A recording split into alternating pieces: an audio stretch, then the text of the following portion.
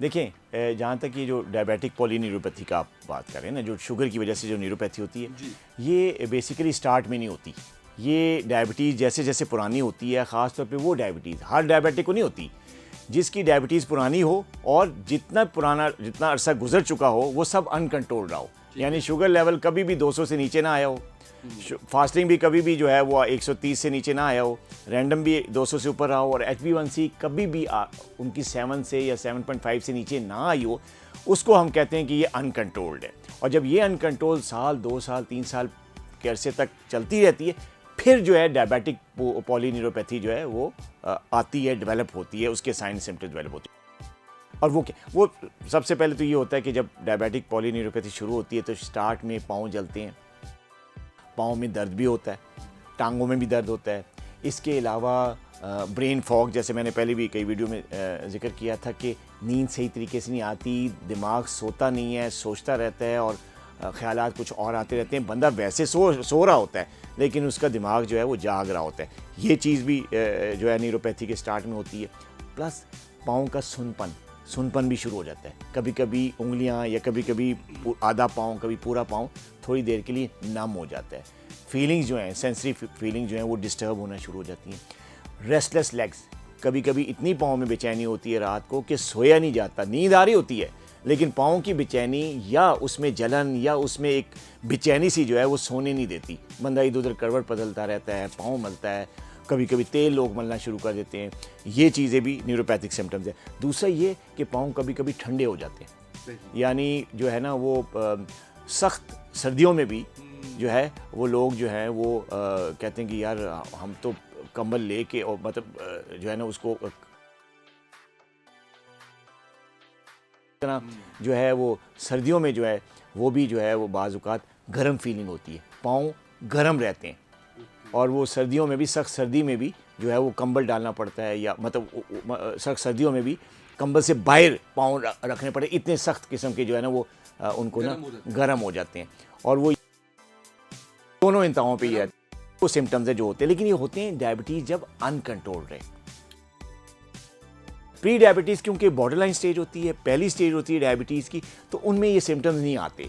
लेकिन अगर आते हैं, समझ किसी को प्री डायबिटीज़ में भी पाँव की जलन होती है, लेकिन वो वक्ती होती है। अच्छा।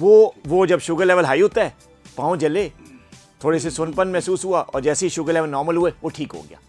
ये वो डायबिटिक पॉलीन्यूरोपैथी नहीं होती है, बल्कि ये नर्व की ब्लड सप्लाई में थोड़ी सी देर के लिए थोड़ा सा वो आती है डिस्टर्बेंस, जिसकी वजह से नर्व्स जो हैं वो थोड़ी सी कमज़ोर हो जाती हैं और जब शुगर लेवल नीचे आता है तो नर्व्स के ये सिम्टम्स रिमूव हो जाते हैं, बगैर किसी दवाई के, बगैर किसी से वो ठीक हो जाती है। तो डायबिटिक में जो प्री डायबिटीज़ स्टेज होती है उसमें पॉलीन्यूरोपैथी डेवलप नहीं होती। हाँ, ये हो सकता है कि प्री डायबिटीज़ बहुत अरसे तक चली है, काफ़ी अर्सा वहीं पे खड़ी हुई है, तो उसमें फिर ये आहिस्ता आहिस्ता ये सिम्टम्स आ सकते हैं। कि जो प्री डायबिटिक स्टेज में अगर न्यूरोपैथिक सिम्टम्स आ रहे हैं, सुनपन हो रहा है या जलन हो रही है, तो उसमें बेसिकली आपको ना शुगर लेवल्स पे नज़र रखनी है। डायबिटिक अगर type 2 diabetic full blown diagnosed हैं, तब ये सिम्टम्स आ रहे हैं, तब भी आपको शुगर लेवल तो कंट्रोल करना है। तो पहली शर्त जो डायबिटिक न्यूरोपैथी के सिम्टम्स से बचने की है या उनसे कंट्रोल करने की है या ठीक होने की है, तो वो शुगर लेवल कंट्रोल, पहली बात। दूसरा सबसे बड़ा फैक्टर है वो ब्लड प्रेशर। अगर आपकी डायबिटीज़ है और डायबिटिक पॉलीन्यूरोपैथी का आप शिकार हो रहे हैं, सिम्टम्स आ रहे हैं, तो आपको ब्लड प्रेशर जो है वो कंट्रोल में रखना है शुगर लेवल के साथ साथ। दो चीज़ें। तीसरी चीज़ जो है वर्जिश। इसमें एक तो वॉक तो आप करेंगी, वो ज़ाहिर एडवाइजेबल है शुगर लेवल कंट्रोल करने के लिए, आपको फिजिकली एक्टिव लाइफस्टाइल तो करना ही करना है। लेकिन जब न्यूरोपैथिक सिम्टम्स आते हैं खासतौर पाँव में, तो उसमें कुछ पाँव की एक्सरसाइजेज होती हैं, वर्जिश होती हैं जो कि आपको करनी पड़ती हैं, जिसमें सोलियस पंप वाली एक्सरसाइज जो मैंने एक दफ़ा वीडियो में शायद न्यूरोपैथिक एक्सरसाइजेज तो आपको बड़ी बेइंतहा वीडियोस मिल जाएंगी, तो वो आपने एक्सरसाइजेज करनी है, वॉक अलग से करनी है, ये एक्सरसाइज अलग से करनी है। प्लस आखिर में सप्लीमेंटेशन होती है। कुछ ऐसे न्यूट्रिएंट्स हैं, कुछ ऐसे विटामिन्स हैं जो कि नर्व टॉनिक समझे जाते हैं, तो उनका अगर आप डाइट में आ जाएँ तो बहुत अच्छी बात है। अगर वो नई डाइट आप इस तरह की ले पा रहे, नहीं ले रहे, नहीं पूरे लेवल्स हो रहे विटामिन्स के, तो फिर आप उनके सप्लीमेंट्स ले लें। जैसे सबसे इंपॉर्टेंट, सबसे ज़रूरी विटामिन है विटामिन B12। B12 को नर्व टॉनिक का नाम दिया जाता है। और अगर आपको न्यूरोपैथी डेवलप हो रही है तो हमारा सबसे पहले काम ये होता है कि हम B12 के लेवल्स चेक करते हैं। लेवल्स ना भी अगर हम चेक करें तो हम B12 की सप्लीमेंटेशन स्टार्ट कर देते हैं। कुछ ग़िज़ाएँ, ये बहुत अच्छा क्वेश्चन है, बहुत सारी ऐसी ग़िज़ाएँ हैं जिसमें B12 होता है, लेकिन अक्सर लोगों को देखा है जो कि ये ग़िज़ाएँ इस्तेमाल नहीं करते। मसलन सबसे ज़्यादा जो B12 में जो ग़िज़ा होती है वो गोश्त में होती है, ख़ास तौर पे एनिमल जो मीट होता है, बड़ा गोश्त, छोटा गोश्त। मैं एडवाइस करता हूँ जिन लोगों को न्यूरोपैथिक सिम्टम्स होते हैं कि जो बकरे की कलेजी होती है, ये हफ्ते में 1 दफ़ा या 2 दफ़ा बकरे की कलेजी लाजमी खाएं, और ज़्यादा ऑयल में नहीं, थोड़ा सा बारबेक्यू करके कम ऑयल में बनाकर आप हफ्ते में 2 दफ़ा जो है वो बकरी की कलेजी खाएंगे तो आपको B12, नेचुरल B12 आपको रहता है, B12 में भी आ जाता है, और प्लस बकरे का गोश्त और जो है बड़ा गोश्त, ये भी इसमें B12 होता है, ये भी अपनी डाइट में शामिल करें। दूसरा ये कि जो चिकन है, अब जो देसी चिकन है ना, उसमें अच्छा खासा B12 होता है, लेकिन जो फार्मी चिकन है मैं नहीं समझता कि उसमें इतना ज़्यादा होता होगा, लेकिन वो उतना नहीं है जितना आपका गोश्त में या देसी चिकन में। ये करें। अंडों को आप इस्तेमाल कर सकते हैं, उसमें भी B12 है। इसके अलावा सारे फ्रूट्स जैसे एप्पल है, इसके अलावा गुआवा है, आड़ू है, ये अच्छा खासा सोर्स है। वेजिटेबल्स, ग्रीन लीफी जो वेजिटेबल्स हैं वो बड़ा अच्छा सोर्स है विटामिन B12 का। सारे विटामिन B कॉम्प्लेक्स फैक्टर्स उसमें होते हैं, और भी आयरन वगैरह भी होता है, फॉलिक एसिड भी होता है, वो भी हेल्प करता है जो है वो न्यूरोपैथिक सिम्टम्स में। तो जैसे साग है, बंद गोभी है, सलाद के पत्ते हैं, ये सारी चीज़ों में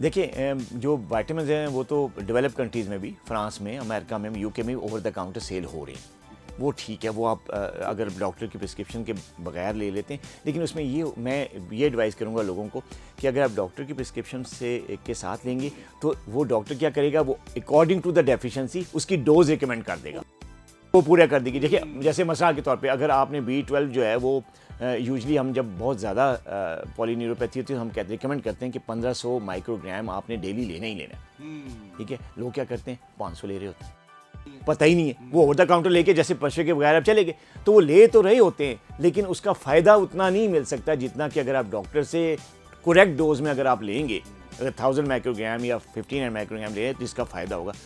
तो मैं तो एडवाइस करूँगा कि आप डॉक्टर की रिकमेंडेशन से लें।